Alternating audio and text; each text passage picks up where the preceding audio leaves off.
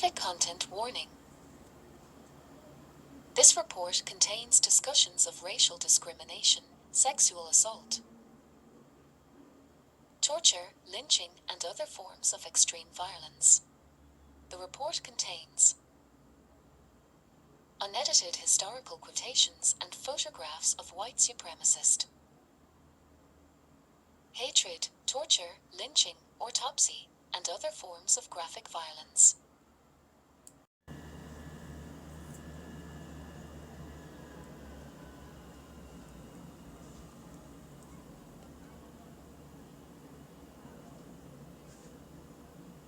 By introduction.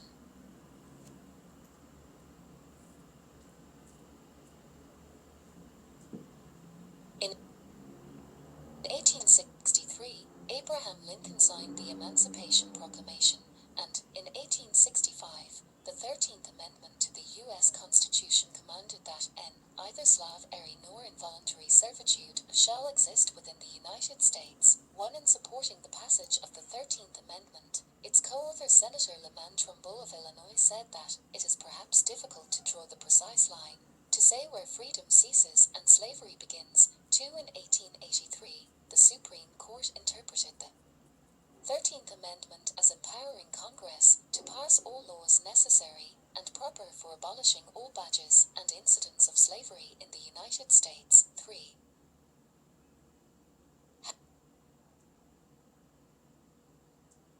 However, throughout the rest of American history, instead of abolishing the badges and incidents of slavery, the United States federal, state, and local governments, including California, perpetuated and created new iterations of these badges and incidents.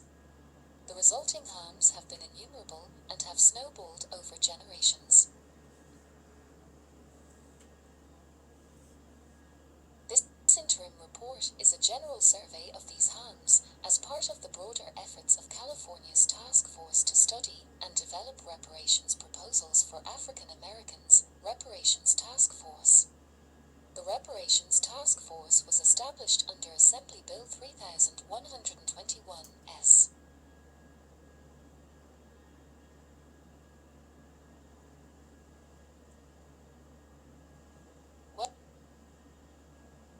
In 2020, and a report of the task force is due to the legislature by the 1st of June 2022.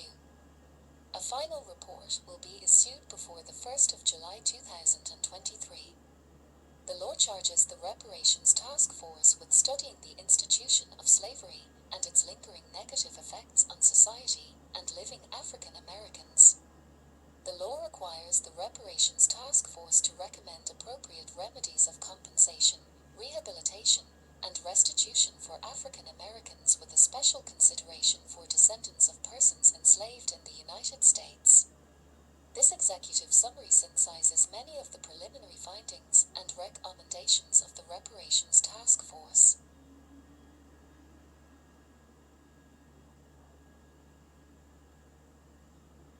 So thoroughly have the effects of slavery infected every aspect of American society over the last 400 years that it is nearly impossible to identify every badge and incident of slavery, to include every piece of evidence, or describe every harm done to African Americans.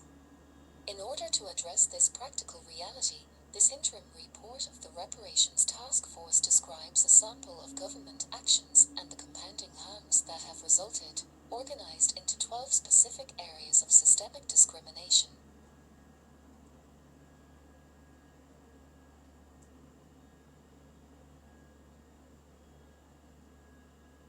In order to maintain slavery, government actors adopted white supremacist beliefs and passed laws to create a racial hierarchy and to control both enslaved and free African Americans. For although the U.S. Constitution recognized African Americans as citizens on paper, the government failed to give them the full rights of citizenship. 5. And failed to protect, and often sanctioned or directly participated, African Americans from widespread terror and violence. 6. Along with the dereliction of its duty to protect its black citizens, direct federal, State and local government actions continue to enforce the racist lies created to justify slavery. These laws and government-supported cultural beliefs have since formed the foundation of innumerable modern laws, policies, and practices across the nation. 7. More than 50% of U.S. presidents from 1789 to 1885 enslaved African Americans. The first 21 presidents seated together in the White House. The enslavers are shaded in red.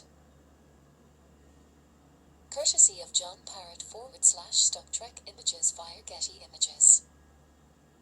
Executive Summary. 6. Executive Summary.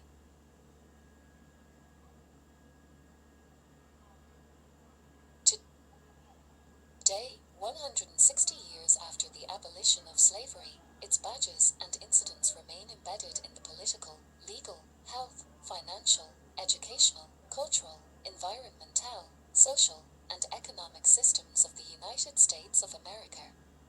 8 racist, false, and harmful stereotypes created to support slavery continue to physically and mentally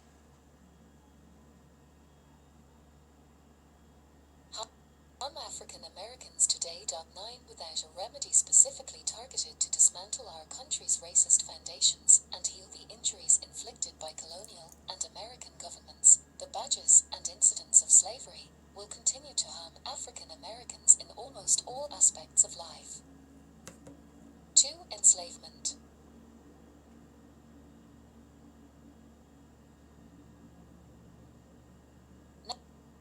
Nationally, the foundation of America's wealth was built upon trafficked African peoples and their descendants, built by their forced labor and their bodies as they were bought and sold as commodities.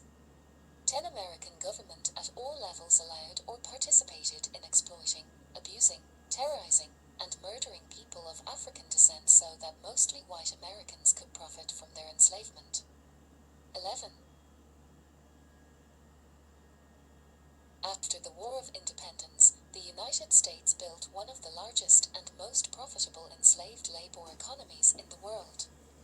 12.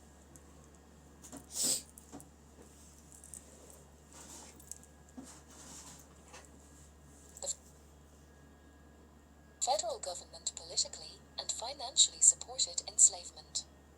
13. The United States adopted a national constitution that protected slavery and gave pro-slavery white Americans outsized political power in the federal government.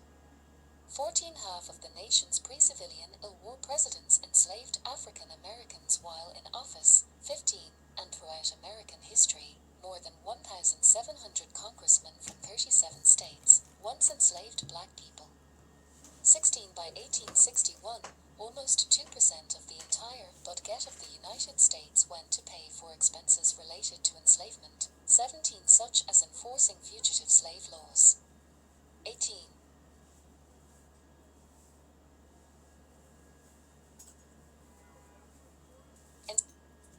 Enslavers made more than $159 million between 1820 and 1860 by trafficking African Americans within the U.S.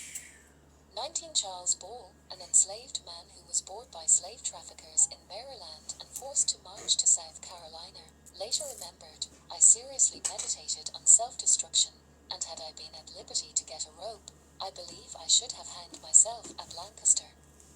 I had now no hope of ever again seeing my wife and children, or of revisiting the scenes of my youth." 20. Historians have argued that many of today's financial accounting and management practices began among enslavers in the U.S. South and the Caribbean. 21. In order to continually increase production and profits, enslavers regularly staged public beatings and other violent acts and provided deplorable living conditions. 22.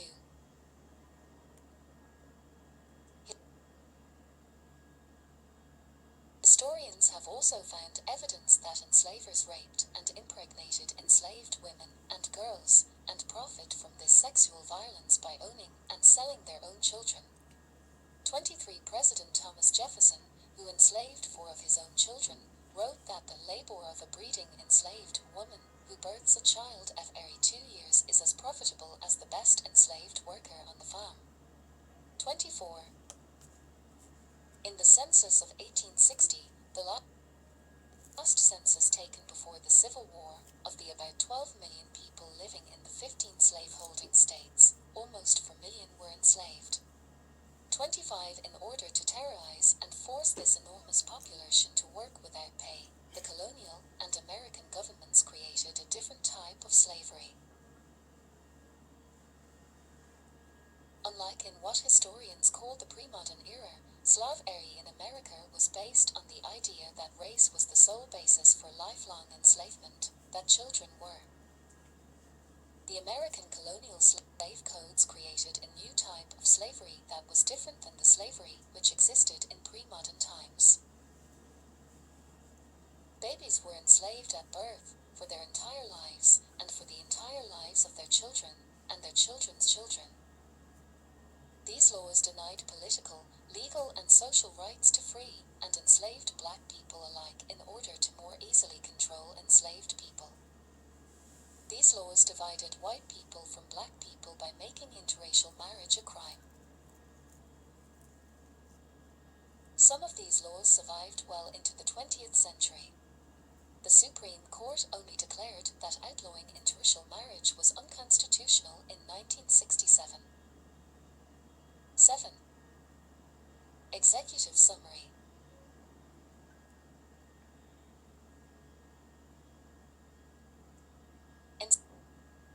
Enslaved from birth, and that people of African descent were naturally destined to be enslaved. 26 colonists in North America claimed and passed laws 27 to maintain a false racial hierarchy where white people were naturally superior. 28 colonial laws effectively made it legal for enslavers to kill the people they enslaved. 29 in some states, free nor enslaved African Americans could not vote or hold public office.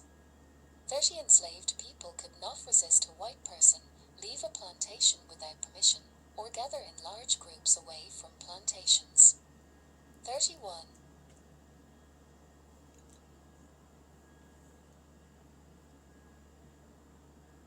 After the War of Independence, the American government continued to pass laws to maintain this false racial hierarchy which treated all black people as less than human.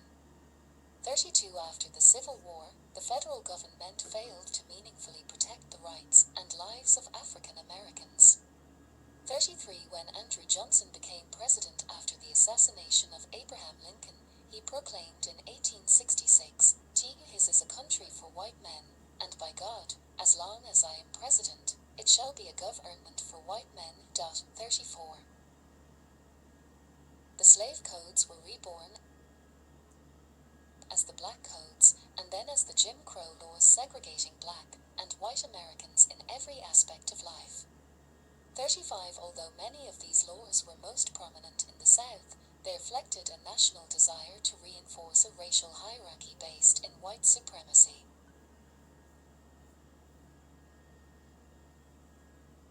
California. Despite California entering the Union in 1850 as a free state, its early state government supported slavery.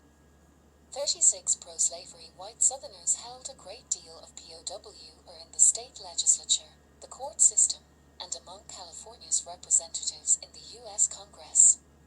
37 Some scholars estimate that up to 1,500 enslaved African Americans lived in California in 1852. 38 Enslaved people trafficked to California often worked under dangerous conditions, 39 lived in unclean environments, 40 and faced brutal violence. 41 In 1852, California passed and enforced a fugitive slave law that was harsher than the federal fugitive slave law, and this made California a more pro-slavery state than most other free states. 42 California also outlawed non-white people from testifying in any court case involving white people. 43 California did not ratify the 14th Amendment to UN till 1959, which protected the equal rights of all citizens, and the 15th Amendment, which prohibited states from denying a person's right to vote on the basis of race, until 1962.